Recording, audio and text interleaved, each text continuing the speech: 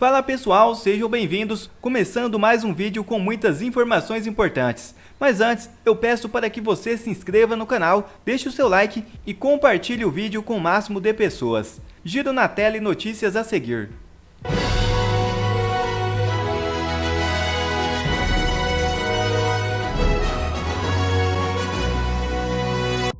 Bolsonaro diz que intermediou liberação de brasileiros em Gaza. Porque a gente também falou muito nas últimas semanas aí dos brasileiros que estão lá na faixa de Gaza, né? Hoje eles entraram numa lista para deixar a faixa de Gaza, mas infelizmente a fronteira aí com o Egito foi fechada. Novamente eles estão lá ainda, né? Estão lá ainda, tem várias reportagens aqui na Gazeta do Povo sobre isso.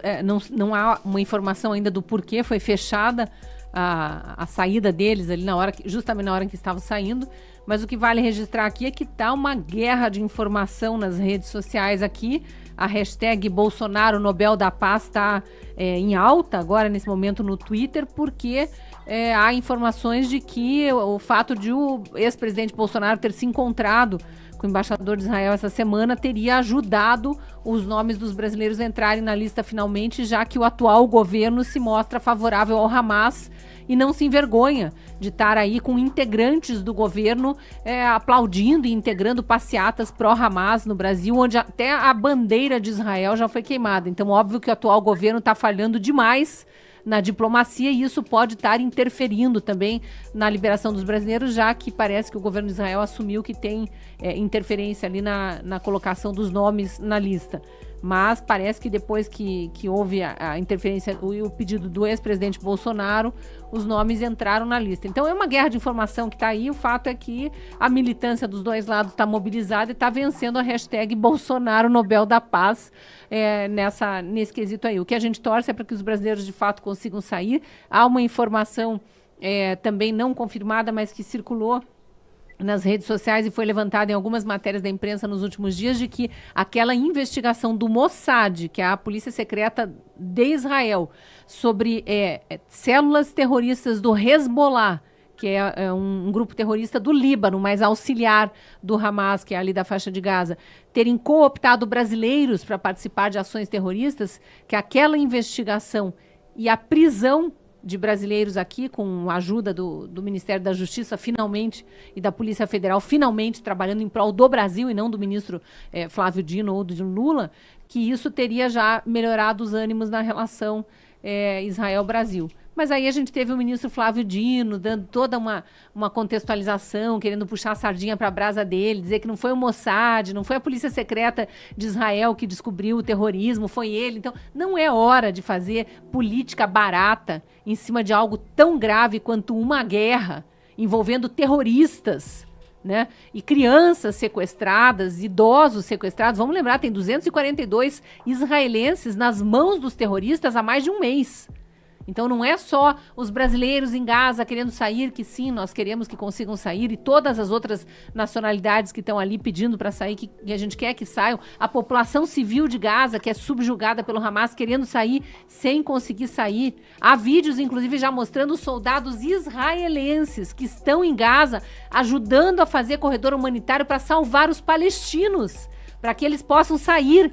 A revelia do que manda o Hamas não deixa, subjuga, quer que eles fiquem lá para usarem como escudo humano. Então é tudo muito desleal nessa guerra, e a guerra de informação é mais um ponto desleal aí. Mas vamos acompanhar isso, e pelo menos tem essa informação do grupo de brasileiros na lista dos que podem vir a sair de Gaza nas próximas horas. Comentarista da Globo News alega que MP recebeu o recado do STF, que se não denunciar Bolsonaro, serão processados. O avanço da apuração das informações da delação de Mauro Cid acirrou a guerra nos bastidores entre a Polícia Federal e o Ministério Público no que tange o acordos de colaboração premiada. Segundo o blog de André Assad apurou, investigadores da PF veem o Ministério Público Federal jogando contra a delação de Mauro Cid, ex-ajudante de ordens de Bolsonaro, na investigação dos atos de 8 de janeiro. Durante o programa exibido pela Globo News, o comentarista Otávio alega que o Ministério Público recebeu o recado do STF que, se não denunciar Bolsonaro, serão processados. Agora, Otávio, de fato, se não houver denúncia... Impossível não haver denúncia.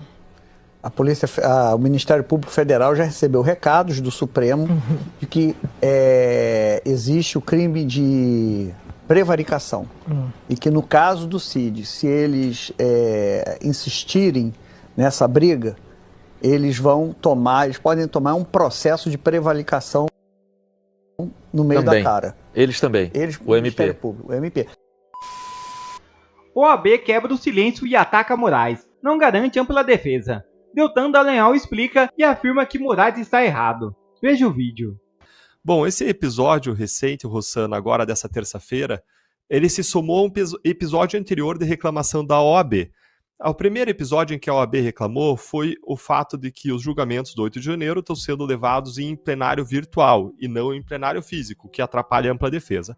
E agora, a isso se somou esse segundo episódio, nesse dia 7, agora terça-feira, quando Alexandre Moraes negou esse pedido do defensor público, invocando, como você bem trouxe, Rossana, o regimento interno do Supremo Tribunal Federal, de modo contrário ao que diz a lei que rege a advocacia no Brasil, que é uma lei federal. E eu vou analisar isso, eu vou destrinchar isso. Agora, o que o presidente da OAB disse, o Simonetti disse? Ele disse o seguinte, eu destaquei aqui para vocês, ele disse que, abre aspas, a defesa intransigente do judiciário e do sistema eleitoral, feita para preservar os avanços democráticos, não significa o empoderamento dos tribunais para ignorarem as leis. Gente, a OAB se colocou de modo intransigente do lado do Judiciário, do lado do Supremo Tribunal Federal, e agora percebeu, como num despertar, que existe um empoderamento dos tribunais para ignorar as leis. É uma pena que a OAB tenha acordado tão tarde. Faz muito tempo que isso está acontecendo, esse empoderamento dos tribunais para ignorar as leis. A gente vê uma OAB que estava dormindo em berço esplêndido, que acordou agora. E a questão é, se ela não está acordando tarde demais. Eu vou fazer duas análises, uma jurídica do que aconteceu, em cima exatamente do que você perguntou, Rossana, e uma análise política. Não é tarde demais esse despertar da OAB? Bom, o ministro Alexandre Moraes, começando a análise jurídica, ele negou o direito de um defensor público de fazer sustentação oral no habeas corpus, invocando o que ele chamou de princípio da especialidade. Ele disse o seguinte, tem uma regra do regimento interno do Supremo que não prevê essa sustentação oral nesse tipo de caso, nesse tipo de momento. O defensor público, ele invocou que existe uma regra no Estatuto da Ordem dos Advogados do Brasil, que é uma lei federal, que prevê essa sustentação oral. E aí o ministro disse, olha, até tem essa regra lá no Estatuto da OAB, que diz especificamente sobre esse tipo de situação, mas o regimento interno do Supremo, ele regula o Supremo de modo especial. E existe uma especialidade aí. O que é esse tal do princípio da especialidade que o ministro Alexandre de Moraes invocou? Eu vou explicar para vocês o que é e em seguida por que o Alexandre de Moraes está errado. Bom, o princípio da especialidade ele diz o seguinte, quando você tem regras de convivência social, volta e meia você vai encontrar uma regra que aparentemente conflita com outra regra. E existem algumas sobre-regras, alguns modos de você resolver esse conflito entre diferentes regras. Então vamos dizer que tem uma regra que diz o seguinte, é proibido veículos no parque. Tem lá um parque, como o Parque Barigui, Belo Parque Barigui aqui em Curitiba, e você chega lá e tem uma regra que diz assim, ó, é proibido veículos no parque. Logo em diante você vê uma outra regra dizendo, é permitido cadeiras de roda no parque. Peraí, tem uma placa dizendo é proibido veículos, outra dizendo é permitido cadeira de rodas, o que também é um veículo. Qual das regras prevalece?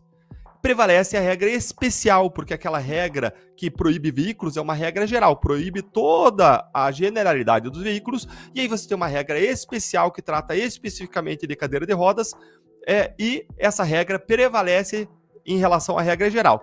Isso é um dos modos da gente resolver quando existe um conflito de regras dentro do direito, dentro do ordenamento jurídico. E foi isso que o Alexandre de Moraes invocou, para ele dizer que a regra do regimento interno do Supremo, que dizia que não existia direito à sustentação oral, deveria prevalecer. Mas ele está errado por duas razões. Em primeiro lugar, porque a regra do Estatuto da OAB regulava especificamente aquele tipo de situação.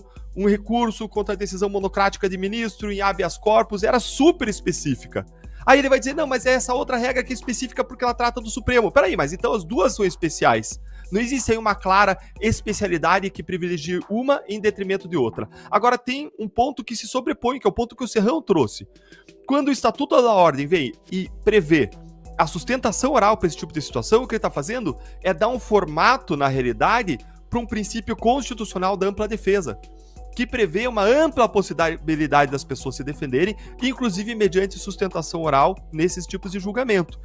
Então, quando o Estatuto da OAB, que é uma lei federal, vem e prevê isso, ele está tratando especificamente de regular o direito à ampla defesa, de regular o exercício da profissão, e o objeto do regimento interno do Supremo é mais regular como que se deve se comportar e se regular o tribunal internamente. Então, essa regra constitucional de ampla defesa, regulada por uma lei federal, eu não tenho dúvida nenhuma de que deve prevalecer sobre o regimento interno do Supremo Tribunal Federal. Muito embora um regimento interno do Supremo, que sejam regras feitas ali internamente por ministros, tenha, segundo toda a nossa orientação jurisprudencial, doutrinária, o que eu quero dizer com isso? Todas as decisões antigas dos tribunais, todas as pessoas que escrevem sobre isso, reconhecem que o regimento interno do Supremo ele tem também força de lei.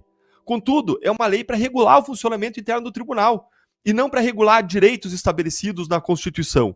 Então, na verdade, se você vai olhar a especialidade ela tende a favorecer o Estatuto da OAB, porque quando você fala de exercício de direito de defesa, isso não deve ser regulado no modo de funcionamento interno do tribunal, e sim por uma lei federal como o Estatuto da Ordem. Mas, de todo modo, a gente está tratando aí de um princípio constitucional de ampla defesa que leva a prevalecer o direito à sustentação oral. Então, a Ordem dos Advogados do Brasil, na minha perspectiva, está absolutamente correta quando você olha do ponto de vista jurídico essa situação. O que a gente vê hoje é que um Supremo Tribunal Federal, que deveria ser o guardião da Constituição, com Moraes agora se reinventou, e Moraes não só inventou a figura do juiz vítima, não só inventou a figura do juiz parte, mas agora também inventou a figura do Supremo Guardião do Regimento Interno, e não da Constituição.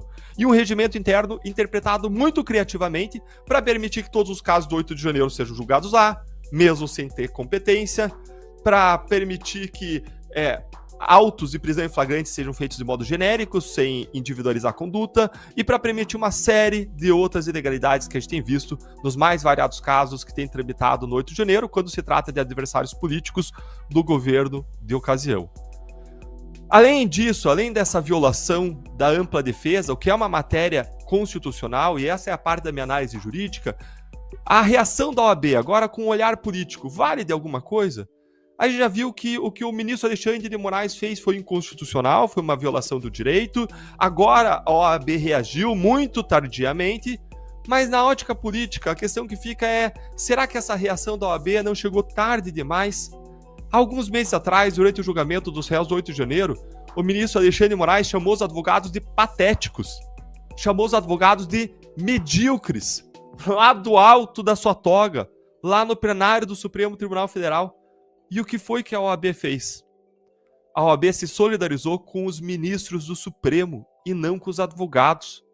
Há anos e anos que os advogados estão reclamando de abusos do Supremo na condução desses inquéritos e de supressão de direitos, principalmente nesses inquéritos do fim do mundo, das fake news, dos atos antidemocráticos, onde tem vários advogados que não tinham acesso aos autos, não tinham acesso às provas, e agora, mais recentemente, no julgamento do 8 de janeiro, mais de 1.000 réus foram desprovidos do seu direito básico de serem julgados no plenário presencial do Supremo. E foram todos julgados na vala comum do plenário virtual, onde, como a Cris bem colocou, as sentenças vêm aí num modelo padrão, replicado em minutos, ou já estavam prontas, e são simplesmente lançadas com desconsideração dos argumentos dos advogados, para eles serem condenados coletivamente, o que está causando muitas e muitas injustiças, como o caso dessa semana, de um homem condenado a 17 anos de prisão por Moraes, que disse que ele estava no QG do Exército para dar um golpe, mas aquele homem sequer estava em Brasília naquele dia. E uma perícia da Polícia Federal no celular desse homem comprovou isso e desmentiu o ministro Alexandre de Moraes. Agora, em quantos e quantos outros casos isso não está acontecendo?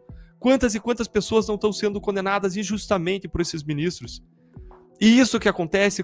É isso que acontece quando você julga as pessoas coletivamente, sem individualizar a conduta, sem provas individuais, sem respeitar o modo como sempre se aplicou direito e as regras criminais sem respeitar o direito penal democrático, o processo penal democrático, sempre vai acontecer uma injustiça generalizada quando existe esse tratamento generalizado e não tratamento individual. Então essa reação da OAB, ela está ocorrendo agora porque o presidente da Ordem dos Advogados, o Simonetti, ele está sofrendo muitas pressões de toda a categoria dos advogados e essa pressão tem que continuar e pressões para ele tomar uma atitude sobre esses abusos recorrentes do judiciário, mas a verdade é que a OAB permitiu que o STF fizesse o que queria. E agora, o STF age com todos os poderes supremos e olimpianos que eles acumularam. Talvez agora possa ser tarde demais. Porque além de não garantir a ampla defesa, a gente deveria se perguntar por que não garante a ampla defesa, né? O que está por trás disso, dessas atitudes do STF? E a gente tem que perguntar também, né? Por que o Supremo Tribunal Federal tanto autoritarismo? É isso que eu queria entender. Eu faço essa pergunta toda hora. Os senhores já ocupam um cargo vitalício, ganham muito bem, têm muito poder, têm influência política, têm prestígio, né? Uma série de privilégios. Por que essa atitude autoritária? Por que gestos e decisões e declarações que beiram o abuso de autoridade? Por quê? Essa pergunta eu gostaria de ver respondida. Eu insisto, não estamos na Alemanha nazista. Não estamos. Eu me recuso a aceitar. Não vi nenhum Adolf Hitler, né, comandando o Brasil, né?